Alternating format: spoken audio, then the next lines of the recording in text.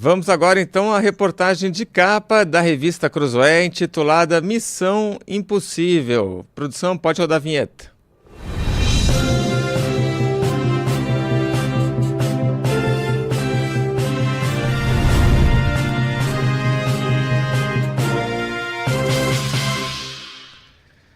A gente tem aí a imagem de capa, Missão Impossível, MBL se transforma em partido para tentar o que ninguém nunca conseguiu.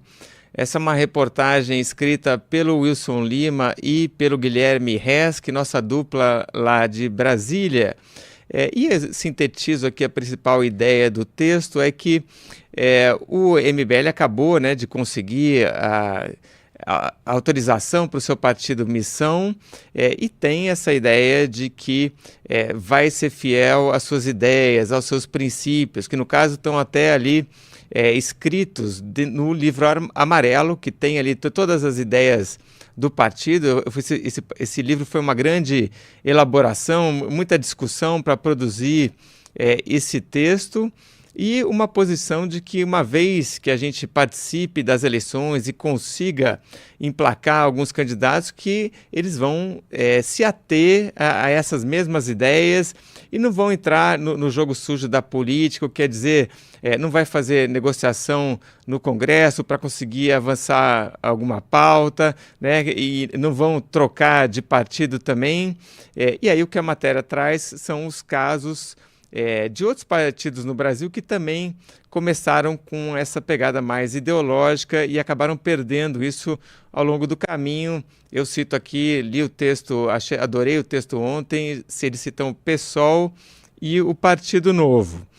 E para falar sobre os desafios do Partido Missão, a gente conversa agora com o Renan Santos, um dos fundadores do partido e do MBL. Renan, tudo bem? Boa noite.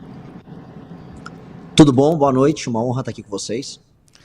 Renan, você chegou a ler a nossa matéria, a reportagem? Sim. Ótimo. Renan, pode falar aí o que você falou. O que você achou dessa ideia da Missão Impossível? Eu gostei da capa e eu entendo que a perspectiva da montagem de um partido que se propõe a ser diferente num ambiente de dezenas de partidos e com um track record dos nossos concorrentes mais recentes, vamos botar de rede de sustentabilidade a Partido Novo, as pessoas vão ter a perspectiva de que isso pode ser impossível.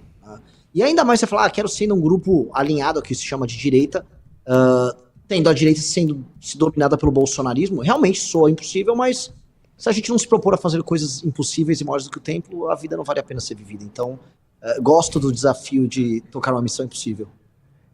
Acho que a maior parte dos comentários que eu estava olhando, essa capa teve muita repercussão nas redes sociais, Eram as pessoas dizendo, isso mesmo, a gente vai lá e faz o impossível, Era o pessoal muito do MBL se manifestando. Madá, quer fazer alguma pergunta? Renan, você sai com o MBL agora com uma pauta da segurança muito forte, falando coisas que são tabu na área da segurança, falando de desfavelização, que é um tema que a esquerda recebe como se fosse ofensivo, mexendo ali em vesperos. Qual que você acha que é a principal linha que você vai defender? O que é a grande aposta que diferencia o que o Missão fala do que falam outros movimentos, inclusive da direita? Porque você fala de segurança, mas você não vem com o CPF cancelado, bandido bom e bandido... Não, é uma outra pegada. O que é o seu principal diferencial? Vamos lá, eu vou tirar o fone aqui porque está dando um pouquinho de retorno, mas acho que eu consigo me expressar melhor. De maneira muito clara e sincera, você citou a desfavelização, e eu acho que o tema da segurança pública ele está inserido dentro da lógica da desfavelização. Eu consigo fazer uma timeline histórica do Brasil no processo de êxodo rural, estabelecimento das periferias e das favelas, também com crescimento não só das facções criminosas, mas da violência urbana endêmica que a gente vive, especialmente dos anos 90 para cá. Então a ideia de desfavelização é a ideia de pegar inúmeros erros históricos, decisões políticas que nós tomamos enquanto nação nos últimos 40, 50 anos, olhar e falar, ok, isso aqui foi um fracasso, nós temos que ter uma mudança de rota muito clara, uma mudança de rota que aponte para lei e ordem, retomar a capacidade de investimento do Estado, Entender que esse Estado que nós construímos, que é esse Estado gastador, pós-Constituição de 88, Estado muito baseado na ideia de custeio de tudo, mas investimento em nada, tem que passar, senão as pessoas não vão ter casa, não vai ter trem ou ônibus ou metrô chegando na porta da casa delas, nessas periferias multimilionárias não é correto o nome, né? Mas com milhões de pessoas vivendo lá, pelo menos 30, 40 milhões de pessoas vivendo em periferias de grandes cidades. Na prática, restabelecimento de lei e ordem e restabelecimento de dignidade para esses brasileiros que saíram das suas casas nos interiores nesse processo histórico de êxodo rural. Então, a desfavelização é o tema central. Naturalmente, a gente fala muito da retomada desses territórios através de uma guerra contra o crime organizado, portanto, um discurso de segurança, porque essa é a primeira etapa de um processo maior, que é desfavelizar o Brasil. E a fase final disso é desfavelizar, inclusive, a mente do brasileiro. A gente tem uma mente que foi favelizada. E isso é um desafio civilizacional para nós. E é um desafio que merece ser encarado. Você fala isso do crime organizado, vocês começaram com aquela lei anti-Oruan, né, que foi da Amanda, no fim isso virou um movimento, mas hoje o crime organizado, é muito curioso que quando você faz qualquer crítica a quem ou é parte de uma organização criminosa, ou promove até culturalmente os signos dessa organização criminosa, eles usam até o judiciário para ir atrás das pessoas, eles batem muito pesado. Mudou algo na sua vida? Tem ameaças reais a você, ao movimento? O que mudou? Eu não sei se as pessoas têm noção do que muda se você falar um A hoje em dia contra o crime organizado no Brasil. De maneira muito sincera, mudou tudo, porque eu tenho que agora andar de segurança. Eu nunca andei com segurança na minha vida. É um gasto grande que a gente tem que colocar, mas assim, foram centenas de ameaças. A pessoa que recebeu mais ameaças foi a Amanda Vettorazzo, até por ser autora da lei anti-Oruan. E aí, especialmente naquele período que o Oruan foi preso, muita gente ficava mandando ameaça. A gente, assim, tem que ter um cuidado muito grande se a gente quiser botar o pé no Rio de Janeiro, até porque, por mais que a gente ataque muito o PCC também, o Comando Vermelho tem um espalhamento nacional mais claro. Então, o Comando Vermelho está, por exemplo, no Nordeste. Eu queimei uma bandeira do Comando Vermelho, uma cidade dominada pelo Comando Vermelho. Então, eu entendo que a gente está mexendo num vespeiro, sim. E aí, eu comecei a andar com segurança, não perder a sua liberdade. Eu sempre gostei de correr, né? Pegar, botar um fone de ouvido, correr, eu não posso mais fazer isso. A minha vida virou uma vida muito limitada e eu imagino que a vida de todos os nossos líderes mais próximos do grupo também será, mas, realmente, isso aí é uma decisão de vida, né? Eu também não estou aqui me martirizando. Foi uma decisão que a gente tomou. Denis Xavier, quer fazer uma pergunta? Quero sim, Renan. Seja muito bem-vindo. Eu tenho uma tese que é mais ou menos a seguinte, que os partidos políticos, na medida em que eles lançam candidatos para cargos no executivo, eles se veem constrangidos a começarem a pactuar coisas que vão levar inevitavelmente à ruptura dos seus valores fundamentais, dos seus princípios fundamentais. Essa é uma crítica que eu fiz ao Partido Novo lá atrás, dizendo, olha, talvez se nós apostássemos aqui nessa fundação em cargos no legislativo, né, um cargo no qual você possa se manter mais firme nos seus princípios, talvez essas ideias ganhem maturação, ganhem maturidade, mesmo na mentalidade do brasileiro médio. Vocês já partem para demandas no executivo. Como manter, não essa pureza, mas essa linha principiológica forte com a necessidade de compor, especialmente num Brasil tomado politicamente pelo que há de pior? Dani, me permita criticar do ponto de vista estratégico essa lógica, porque a gente também vive colocando algumas das nossas lideranças dentro do legislativo.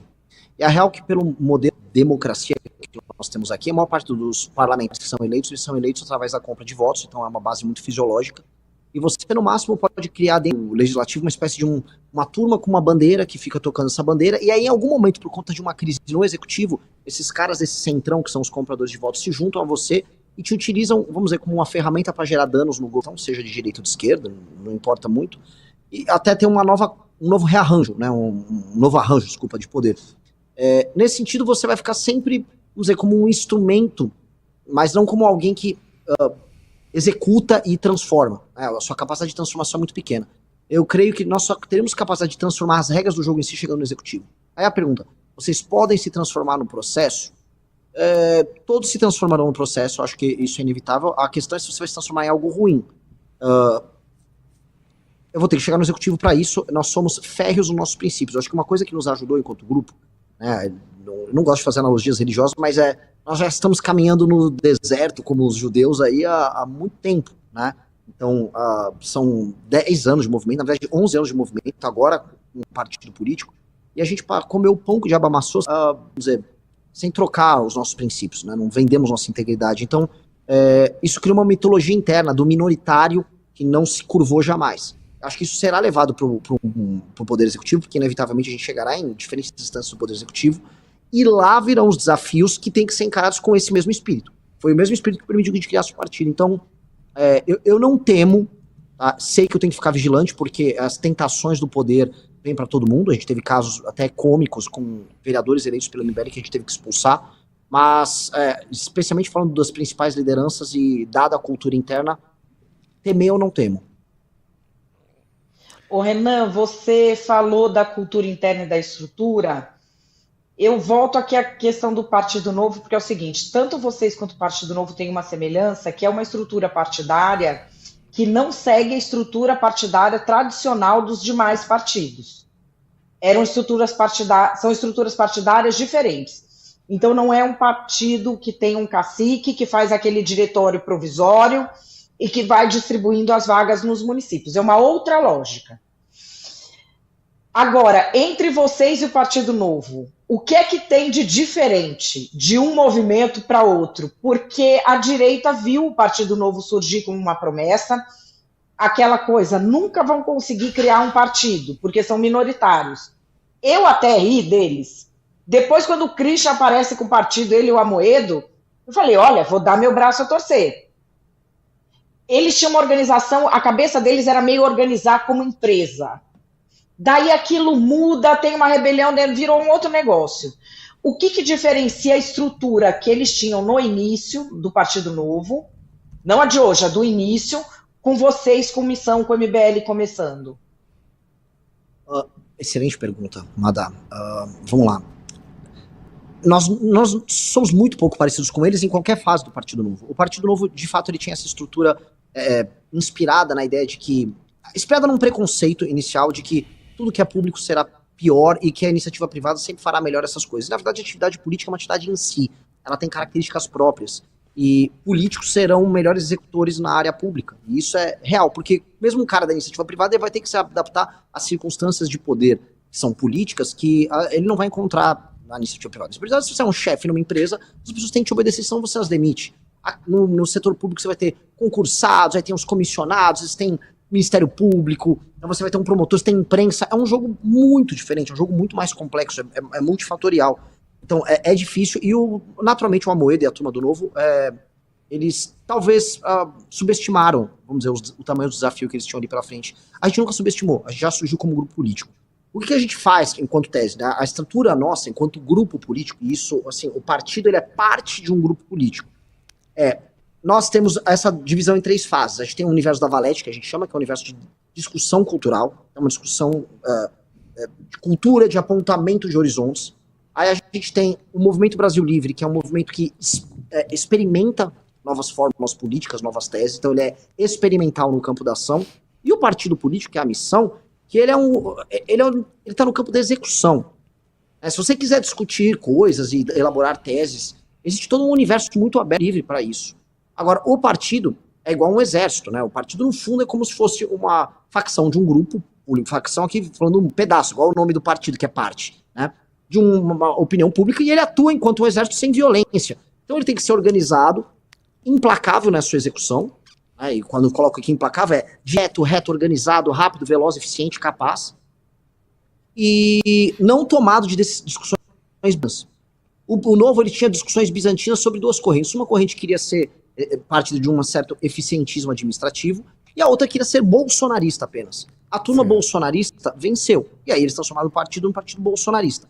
A gente tem essa divisão de lógicas de funcionamento, instâncias de discussão, e eu acho que isso vai permitir que o partido seja um meio de ação, mas que a discussão de ideias aconteça em outros campos que não vão se basear em cargos nem nada, mas em outros sistemas, inclusive. Joia. Renan, super obrigado aí pela entrevista.